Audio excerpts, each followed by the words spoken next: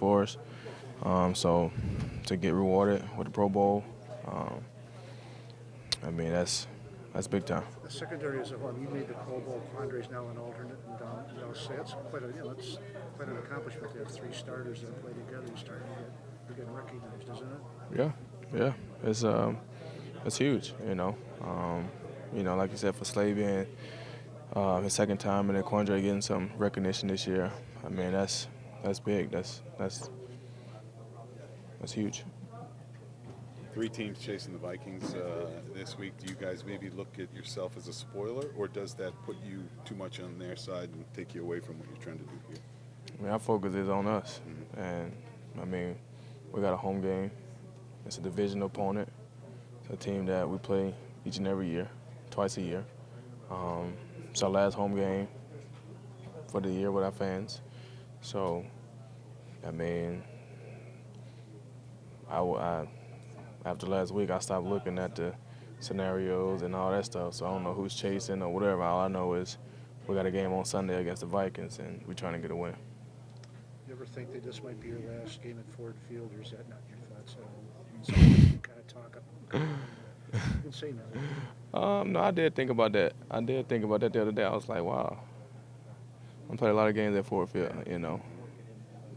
Who knows? This may be. I don't know. I don't know.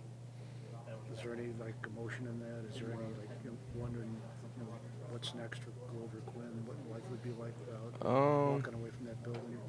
I mean, there is some emotional thoughts that I think about because, like I said, man, I mean, for the last 6 years of my life, I've played a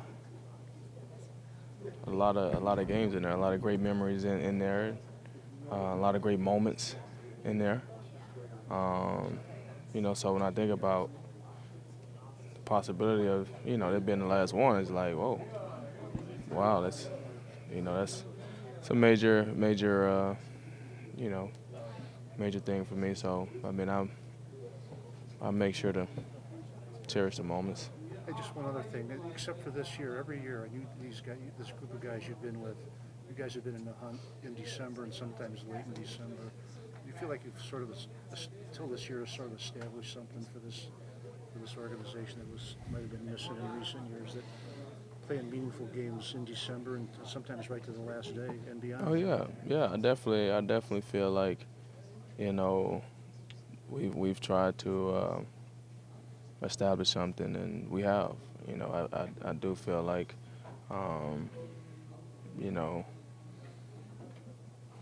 we've changed the perception some of Detroit. Now we got to, start winning those meaningful games in December. It's good to have them, to, put yourself in that situation. But at some point, we got to start winning those meaningful games in December and propel ourselves, deeper into the playoffs and Super Bowl. There was no Stephon Diggs last time you two guys met. How does he change their offensive attack? Well, I mean, he's just another, huge playmaker that, they add to the field. Last game, Dalvin Cook was coming off injury. Diggs didn't play. This game, Diggs is healthy. Dalvin Cook is healthy. So at this point in the season, they're pretty healthy as a team. So they're just more playmakers on the field, more attention has to be played to different guys, and so it definitely changes the dynamic and some of the things that we have to do defensively to make sure we account for them. And one thing about the style of offense, when they fired the offensive coordinator, Zimmer made no bones about it. He wants to run the ball. How different do they look now than 6 weeks ago or whatever it was? Well, I wouldn't watch. Oh, when we played them. Yeah. Oh. Yeah. How you played them. I mean, you see some of the same stuff, some of the same plays. It's just, the frequency of. I mean, they ran the ball, I think, 37 times last game. So, 21 passes, 40 runs. I think, Dalvin Cook had 100-plus yards, a couple touchdowns. Tavis Murray had some yards, touchdown I saw. So, I mean, when you can run the ball 37 times, obviously you're being successful in the run game. and your defense is doing a great job. I mean, you look at them, they was up 21-0 in the first quarter. Anytime you're up 21-0, especially with a defense like that, I'm probably going to keep handing it up too. And the way they were moving the ball down the field with the run game. So when you can run the ball like that, that's obviously going to open up the play-action game for Kirk, create some easy throws, wide-open guys, and you can clearly see that on the film. So each and every week, like we say, we got to stop the run game and go from there. You mentioned Cousins. You guys play a lot of good quarterbacks. Are they a noticeably better team this year on offense with him under center? They paid a lot of money to get him, so I was just curious if they look better with him. I mean, I don't really see. I mean, that's not I haven't watched all the games, you know. But I feel like their offense, what they do is kind of the same. You know, they run the ball and, I mean, play actions. And so, I mean, it is what it is. His accuracy numbers are always really high. I mean, is he a conservative quarterback? I mean, what makes him good at the position from safety perspective? I don't know. I don't know. I mean, I feel like anytime a quarterback wins games, regardless of how he has to do it, you know, it's a team game, defense play well. Well, if you understand that and you control the game, make throws when you have to make them, timely throws, and you find ways to win, the quarterback is going to get credit. I don't know. I'm not in the system, so I don't know what they're asking him to do.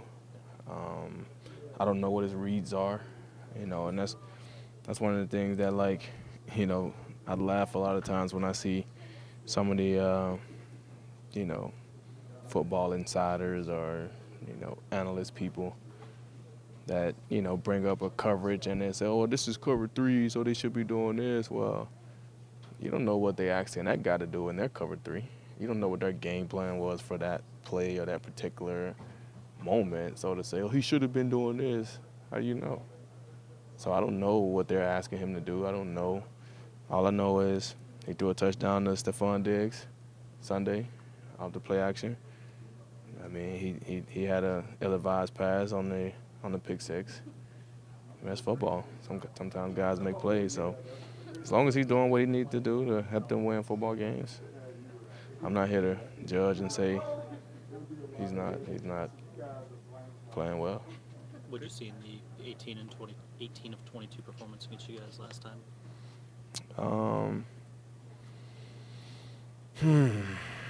What did I see?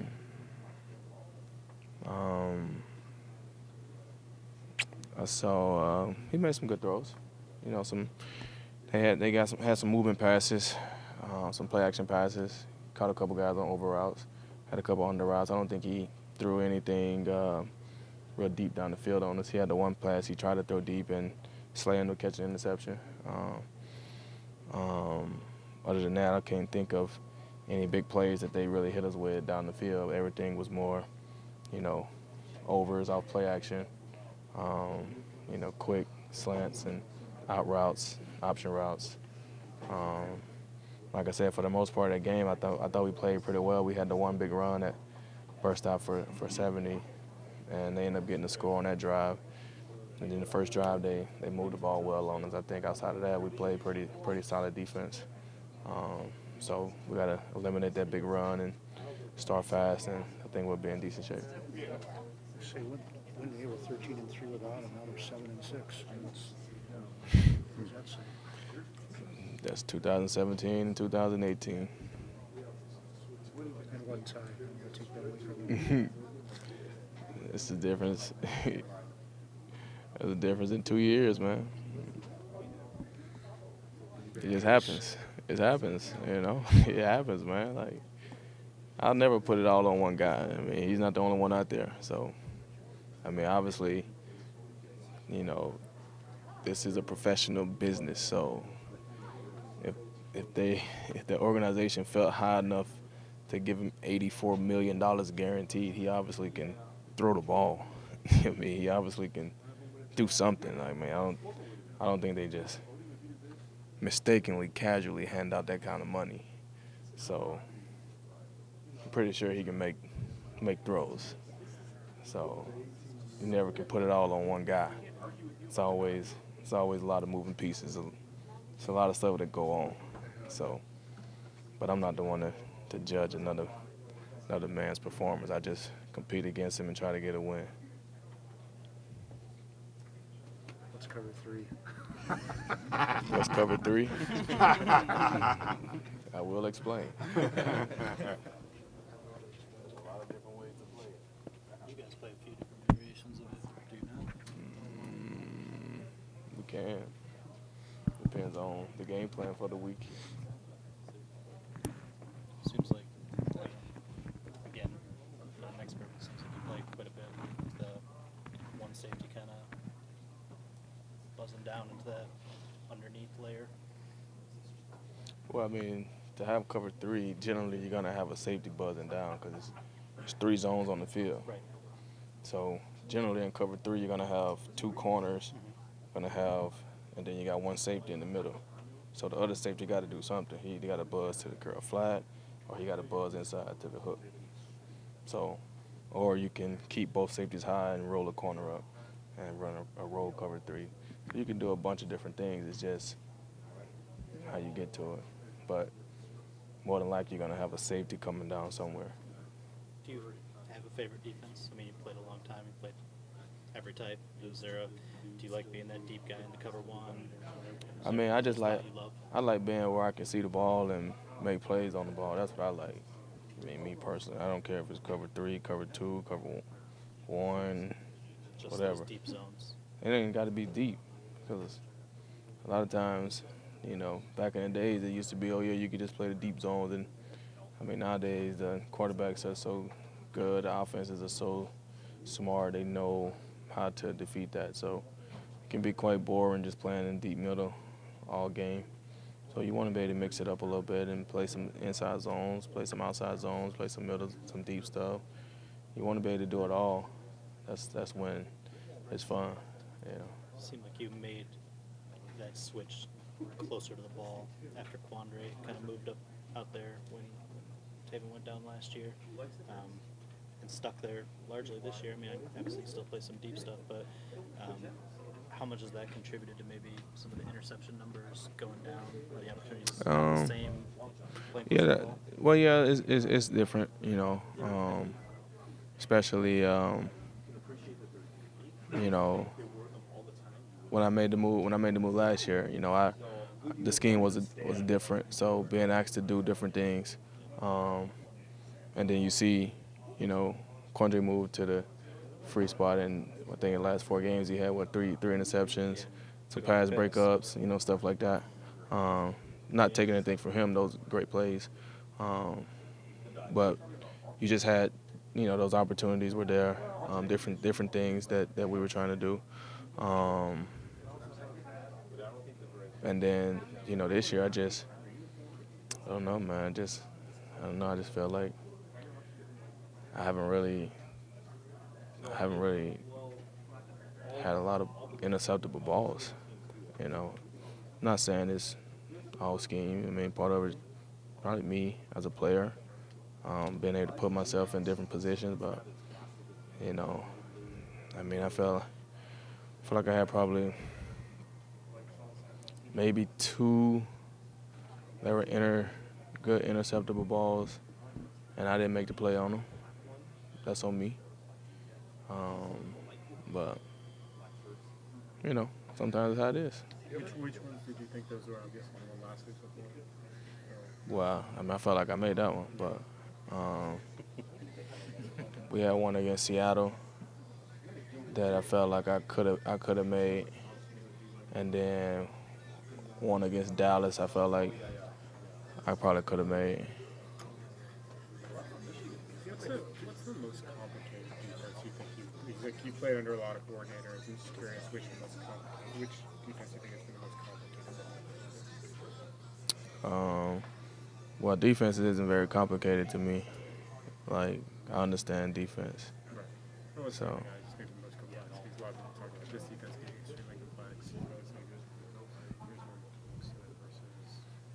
Here's Like I said, is that all overrated? I mean, if you're not very smart, every defense is complex. So, I mean, I'm just being honest. It's a lot of moving pieces. It's a lot of different things. You know what I'm saying? But if you understand defense, you understand football. I don't think any of it is really complex. Did you ever play much Tampa 2? Ever get into that at all? So, We're here. anyway, I mean, my first year here, we played a lot of it with Jim Swartz. We played a lot of cover two. I think we did, if I'm not mistaken. Tampa 2? I mean, Tampa 2, cover 2, it's kind of all the same.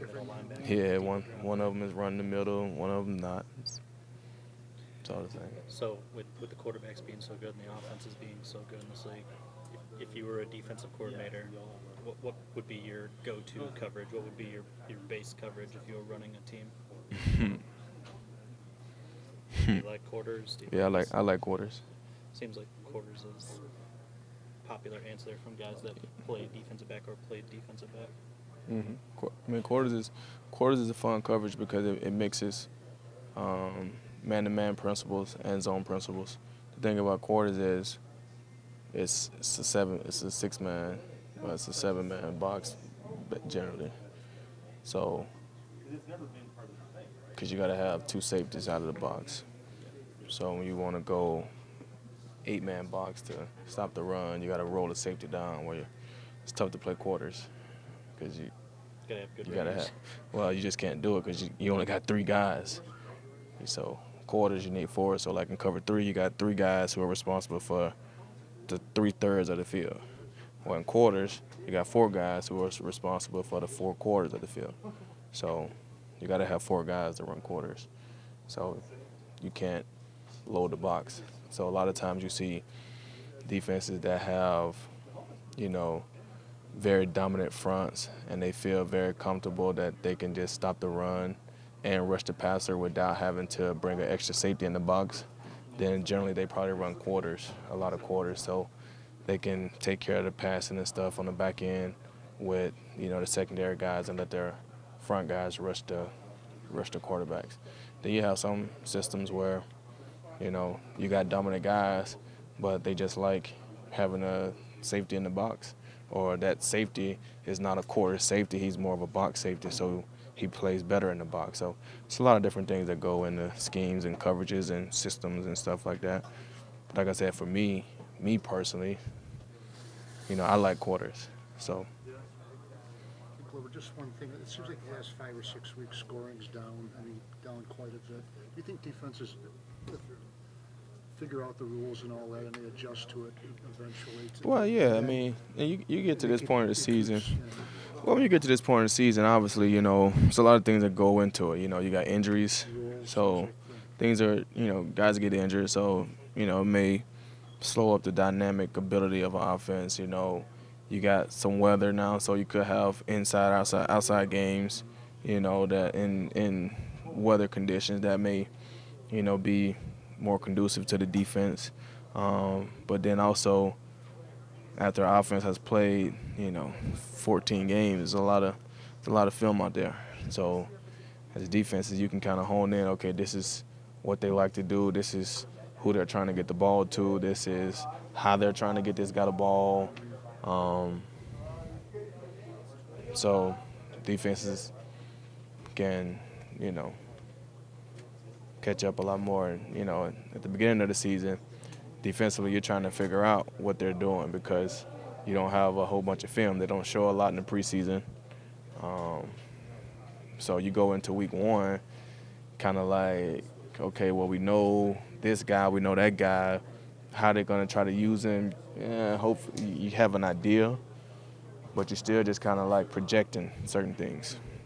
But, they don't play 14 games now. With coaching change, do you think staff changes do that too? Because you start looking at, for example, the guy was at a different staff last year. You look at the film from his team from a year ago, and he moves to a new team and try and help figure out what he's doing with that team. In other words, you don't have a real line on what he's doing with that team until week 8 or whatever. Yeah, because, a lot of times when it comes to coordinators, all coordinators are going to have the scheme and things that they like. But then the longer they're with players, they're going to understand that these are my players and this is what they like. So this is what we have to do so that those players can utilize their strengths. right? So sometimes it takes a filling out process. Practice doesn't always show that. Sometimes you get in the games and you're like, all right, you look a whole lot more comfortable doing this than doing that. So if this right here is what you feel comfortable doing, then we're going to try to do more of that because we want you to be comfortable. So you kind of start to see like, okay, well, this is what they were trying to do. They're going back to this right here. Okay, so. If you have veteran players, will they be able to give the coach some input to it? Well, yeah, you definitely can always say, you know, well, this is what I'm more comfortable with. But I would assume most players, well, I can't speak for most players. I can only speak for myself. You know, I'm always open to learning and trying. Like I always tell you guys, I feel like I'm a player, so I just play. Coaches coach for a reason. Managers manage. Trainers train. I don't try to do their job. So if you're the coach and you're telling me to do something, I trust that there's a reason why.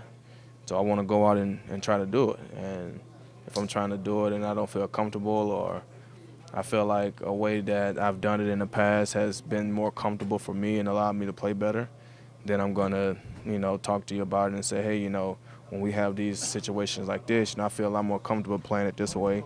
And most coaches are like, okay, like if that's what you're comfortable doing, let's do that. You know, long as at the end of the day, long as you get the job done, that's what they want.